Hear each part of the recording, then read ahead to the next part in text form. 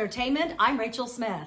Late night host Jimmy Fallon is apologizing to staff over allegations of a difficult work environment at The Tonight Show. Rolling Stone cited 16 unnamed current and former employees in the article. Some had said working there was detrimental to their mental health.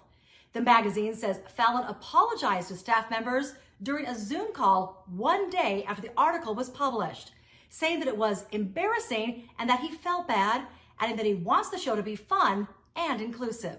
From the 2 current and 14 former employees who I spoke to on the record, they said that a lot of their mistreatment comes from the top.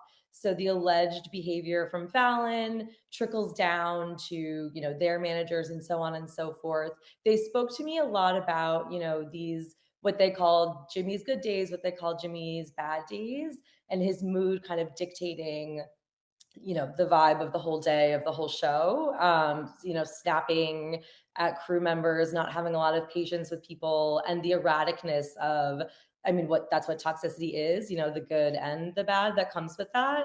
And then how that over the years has impacted their mental health as well.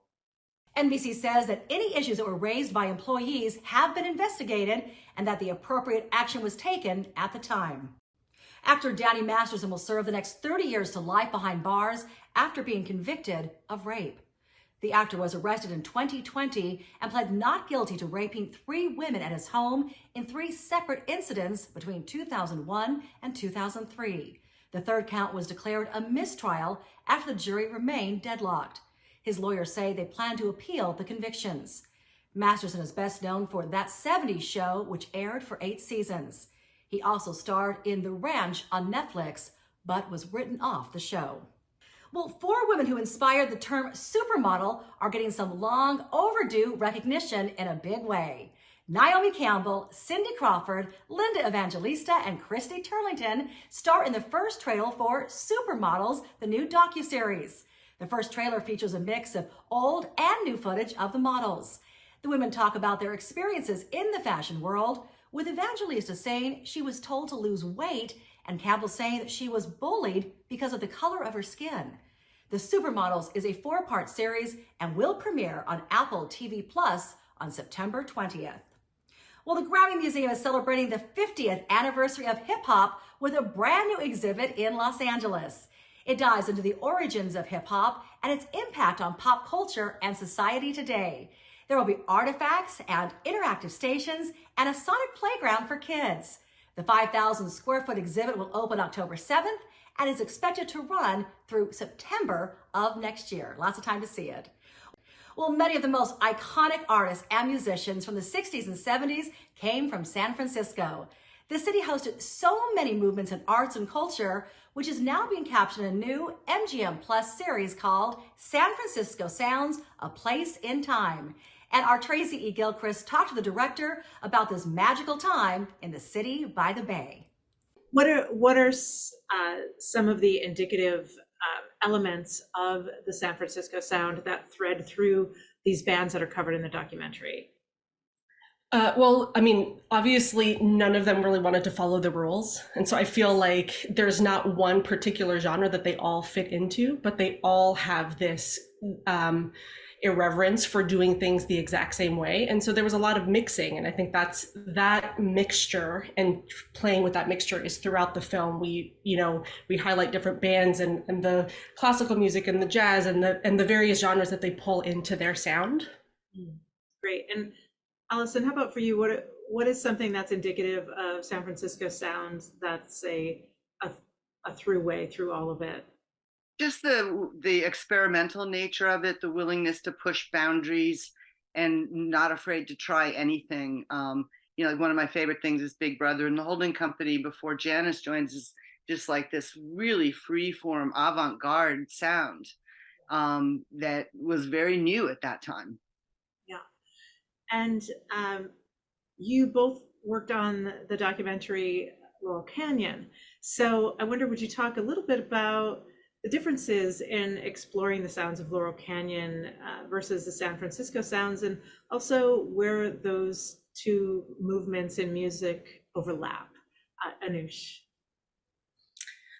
Well, When we started making the film, we realized very quickly, Laurel Canyon was a lot of the singer-songwriter, Mhm. and that's kind of like what it really, ran on. And in San Francisco, it's bands. It's like people coming together and various groups and mixings of genres, as I said before.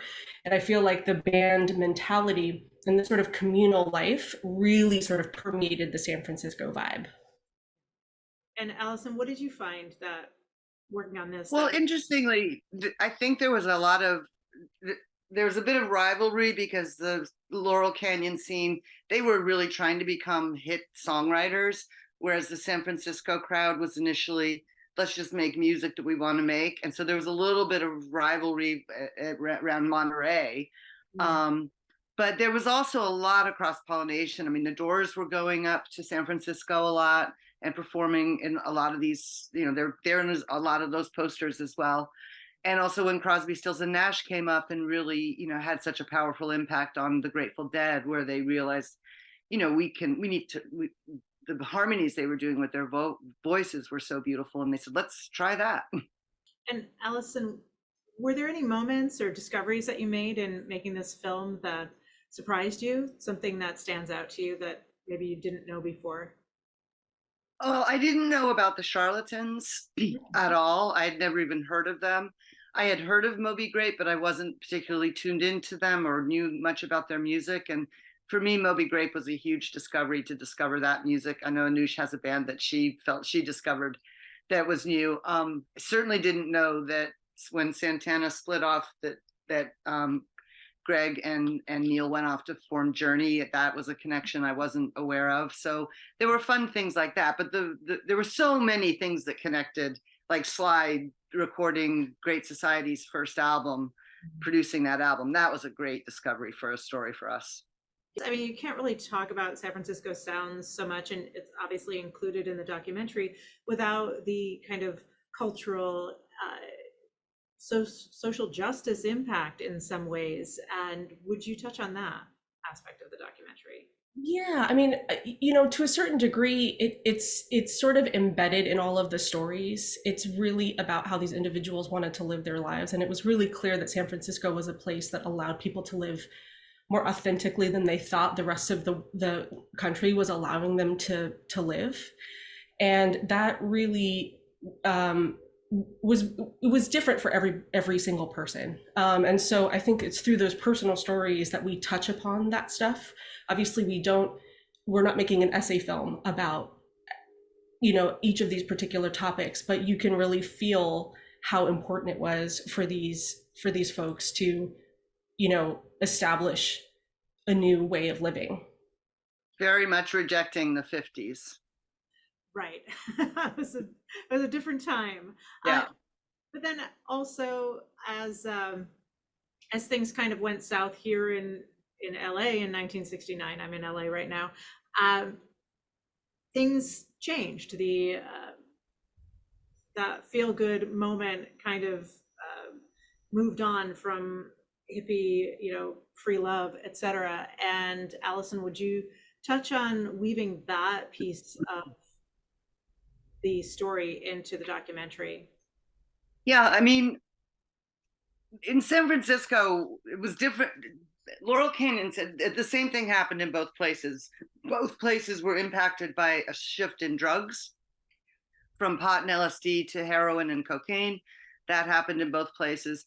Obviously, both places were impacted by the money as well. That downturn was slightly different, I think maybe a little bit earlier in San Francisco, because that scene had started a little bit earlier. And so the middle of the two parts, and we've got the Summer of Love square in the middle, and it's kind of the beat with Monterey and having just the fact that this tiny community of people, that was this experiment that was kind of working in a lot of ways, just got flooded with so many people and so much youth because it got so much attention from music business, from the Monterey Film Festival, the film, and like the pop festival. And I think to a certain degree it's a different kind of turn that was actually very different, going back to your earlier question about Laurel Canyon in San Francisco. that was really an interesting thing to learn, that started at that point. And Yeah, in Laurel Canyon, the artists moved out because they were making more money and wanted bigger places and more separation. And in San Francisco, the artists were pushed out because so many people swarmed the scene. Well, you can watch the Advocate channel live by downloading our app in the Google Play or Apple Store, and also be sure to subscribe to our YouTube page. For the Advocate channel today, I'm Rachel Smith. Take care and have a good rest of your day.